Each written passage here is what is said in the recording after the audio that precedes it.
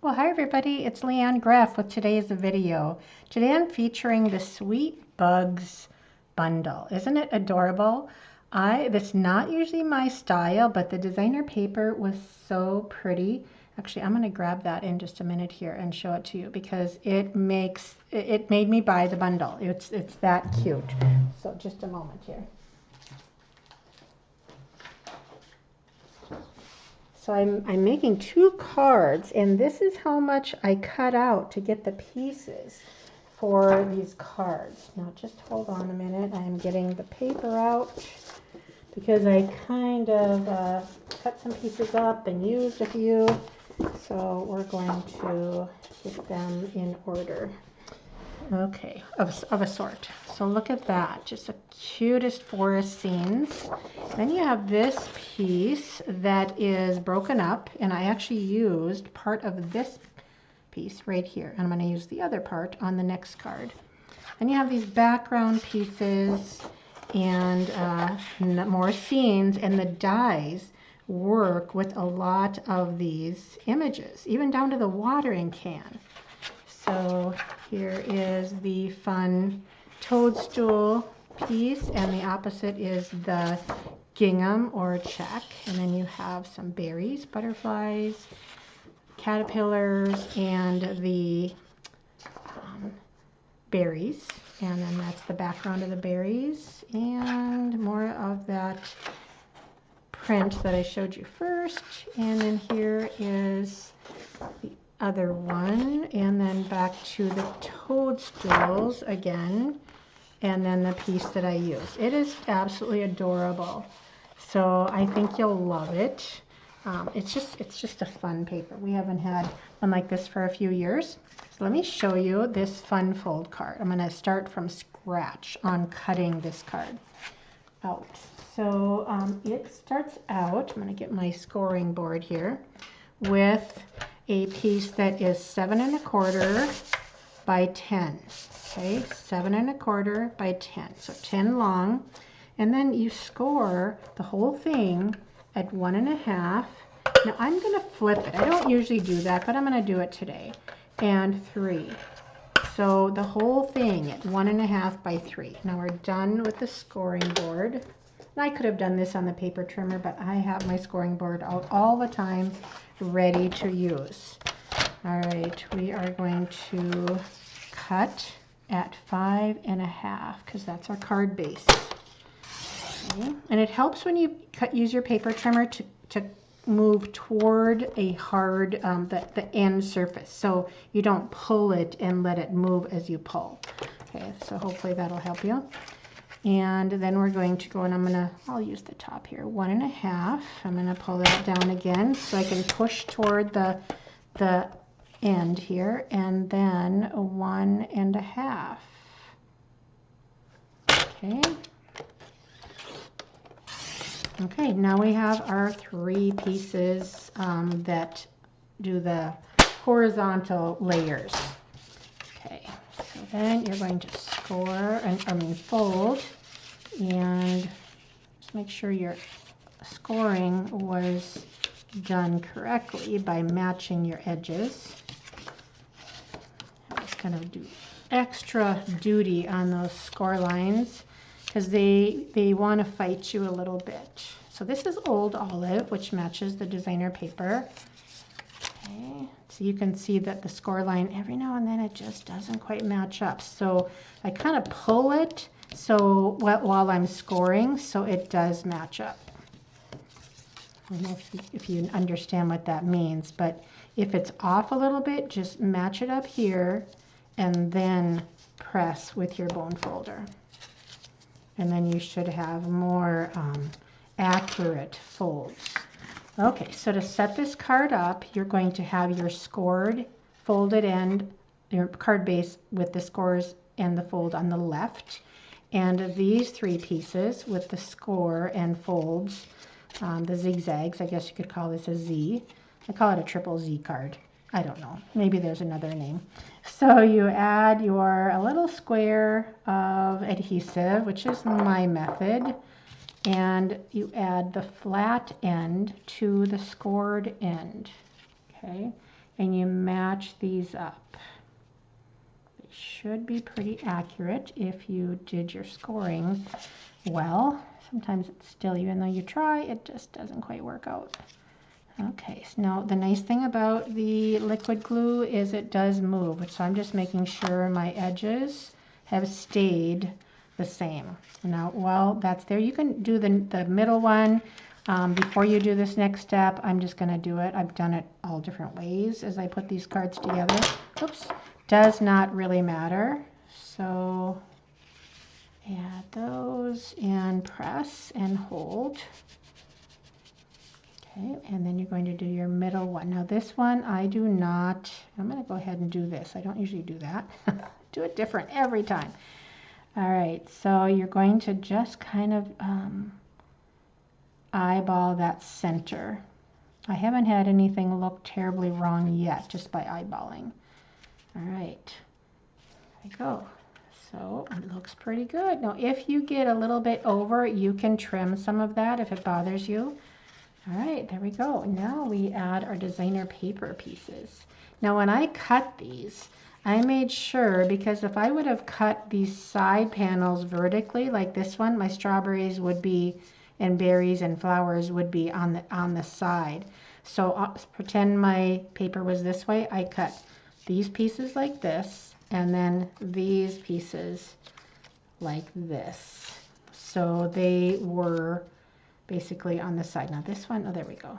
No, that one looks weird, but it was cut the right way. I'm going to put that in the center because it'll get covered up. It looks wrong. Okay, I'll do the center one first. Okay, and we'll do the other. It's such a fun card to make and to open because it's just, you know, it's one of those that people will be like, whoa, this is cool. That looks really hard. And you're like, it's not hard at all. It's actually quite easy. Okay, and then this is the vertical piece, so that goes right here.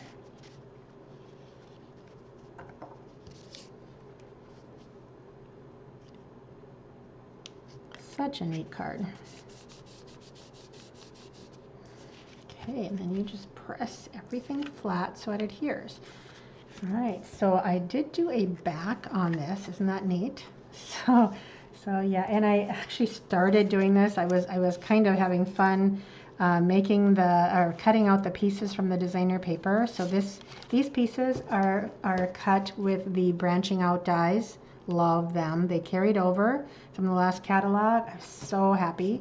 So I decided to add red accents. I could have also added the Blackberry Bliss, but I love the pop of red that this gives and brings the strawberries out.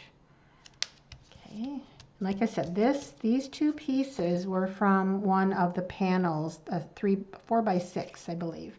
Worked out really well.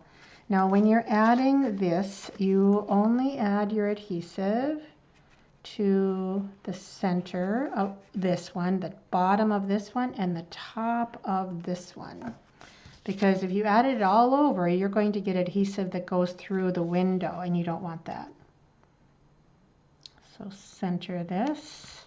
Like I said, these are from the designer paper. I didn't have to color a thing until I get to the back. We'll talk about that in a minute. So I think I'm going to kind of aim for going between the flowers. I'm just going, because this one I could go above the flowers. Here I'm going to go between the flowers and just trim this strip. This was just a strip of paper that I stamped on. And we will add, I cut some of my dimensionals in half for the other cards, so I can use the other half for this one. I didn't have my minis out, or didn't grab them, I should say. Okay, gotta pop something up here. I'm trying to avoid covering the flowers. Okay, all right, so I have a little blackberry that I die cut. Now let me show you the dies here. There's so many neat dies that match. All of these open dies all match something on the designer paper, plus the images in the stamp set.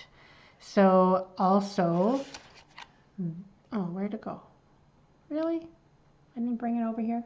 There is a die. How weird is that? I don't see it. There's a die that has the strawberries and the blackberries on it. This one right here gives the greenery that goes on the berries.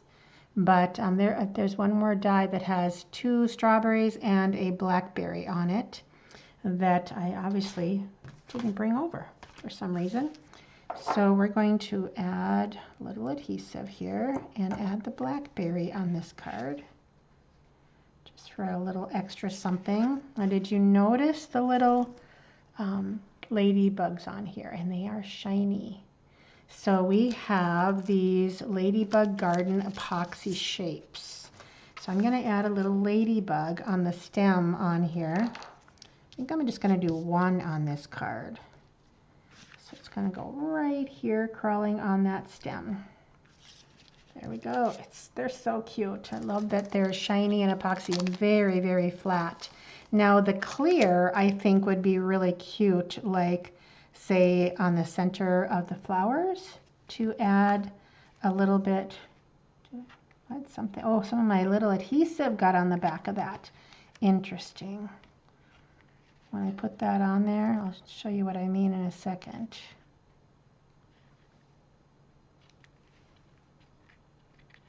Some of this, my putty, got on that little flower. There you go. That is cute. Probably can't see it much online in the video, but it does add a little something. So they could be flower centers. Okay, so for the back, I did die cut these 2 images, but I'm also going to stamp the flowers like I did here. And there's a little flower and grass stamp that just cute. Probably just stamp 4. Okay. And can do that hello friend. I'll show you the other images. There's love you lots, hello friend, spread joy are some of the greetings.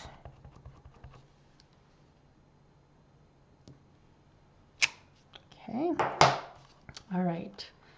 Now all of these little critters were, oh, I'm going to get my red blends marker, and it was a little bit wet earlier when I used it, so hopefully it won't be this time.